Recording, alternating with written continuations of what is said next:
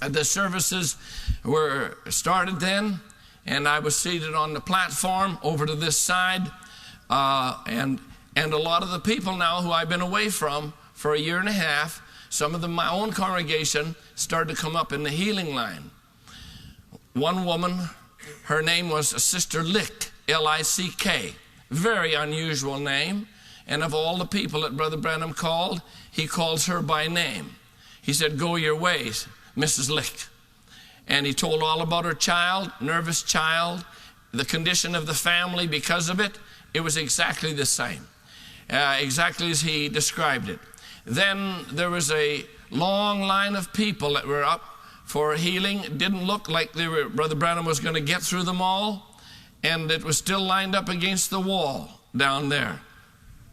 Brother Branham was standing here with his back this way, and we were standing also, and I don't know whether, because it was the end, he'd come to the end, and we were singing. I can't recall exactly, but I was standing, and right next to me on my right-hand side was a very intellectual theologian man who was pastor in Grand Prairie, the city we'd just come from. His name was Paul Cornish. And as we stood there, Brother Branham, he's got his back to us. All I can do, I'll just describe exactly what happened. He's talking to somebody like this, "The boy will be all right," and then just carried on. Now, I couldn't understand what he said, and it wasn't the voice. It wasn't that he startled me, but there actually was a movement, a presence that just went whoosh, like that. And when that happened, it startled me. I didn't know what was happening. I didn't know what he had said. And the man beside me, who's a very stately statesman type of man, he had just made it like somebody had hit him in the stomach, and he went over forward. He was bent right in two. He was sobbing, sobbing, sobbing. I thought, what's happening? What's happening? What was said? You know, and I'm totally startled. I'm absolutely dismayed. Something has swept past me. I know that. This man who you very seldom get a movement out of him, here he's caving into the floor, weeping. Brother Branham has screamed something. I don't know, what is it? What's taking place? When Brother Cornish stood up, he touched me on my elbow. He said, "Brother Eddie," he said, "see down the healing line, down towards the end, see that young boy?" I said, "Yes." He said, "That's my son." And he said, if he's not healed, he's up for operation on Tuesday morning, this coming Tuesday morning. And here, Brother Branham, just what he said was, "The boy will be all right." And that thing just swept by. You see, friends, he was in a realm that we know nothing about.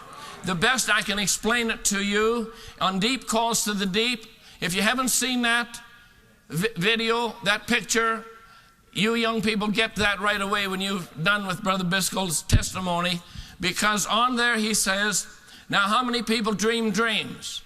And he said, "Now there are some that don't dream dreams." He said, "When you dream a dream," he said, "your conscious is over here, your subconscious is here. When you dream a dream, you kind of go into that twilight zone. The conscious and the subconscious come close together." He said there are some people don't dream dreams because he says their subconscious and their conscious remain too far apart, and they don't dream dreams. He said they're born that way. He said, and then those that dream dreams, the conscious and the subconscious move close together. But he said with the prophet, they come right together. He doesn't go to sleep to see his dream, see. That's the vision. They come right together. So but now if you have a dream, you wake up in the morning and say, "Dear, I had a dream. Oh, the most incredible dream." Science proves to you, you had that dream in about a quarter of a second. As fast as I snapped my finger, you had the whole dream. But in real time, it takes you 10 or 15 minutes to tell the dream. You understand? So now here's a prophet with those both right together. And he told me, he said, sometimes, Brother Eddie, before I come out, he said he's shown me that there'll be a woman up in the balcony in a yellow coat, and there's a man down here in the middle, and the demon that's in her is going to link up with the demon that's in this man. They're going to war against you. Have no fear. I'll be with you. And so many details would just flood the human mind can't take it. It's just like in your subconscious. You see all this, you see it in just a fraction of a second, but you can't relate it. So Brother Branham had to go slowly and tell these people these things. He knew volumes of it before he even came. And the vision wasn't as though he's seeing a scene in Technicolor. Please understand this. His visions were that he had stepped into another realm. He was actually there. And that's why he wouldn't know, is this a patient? He didn't know if he was in reality and this was a person, or was he in the vision? Because in the vision, the person was just the same. He told me about the man in Bombay. You excuse, I just have to keep relating these things as they come. The man in Bombay that was healed. He said he saw the man, and he was a sun worshiper, and his eyes were destroyed.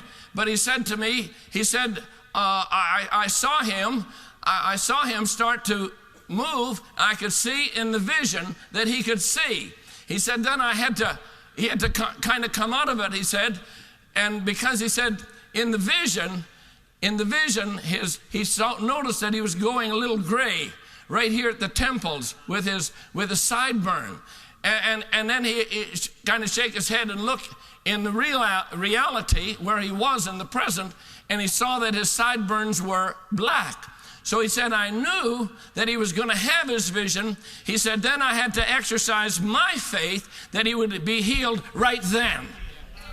And God gave him his sight right then. And there was even hundreds of soldiers and everything else could hardly protect Brother Branham. He told me they tried to tear his pants in little pieces so he'd have something that had touched him, because they're very given over to holy men and those things. But you see, that was the realm that he was in. And so he could call something out, and you'll hear it on the tape once in a while. You want to hear the Dawson Creek series?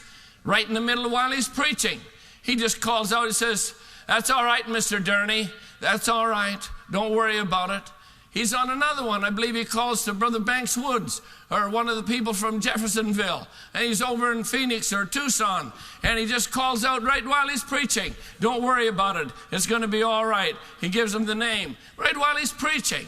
Because he's in another realm, and he's picking this up and picking that up. And he just can't pick it all up. Oh, it's all getting milky now, just moving from here to there to everywhere. Oh, my brother, my sister, no nation, no people, no generation ever had such a vindication as this one. How we ought to, no young people have ever been brought up to know these things, and you're hearing it from a living witness. We were there.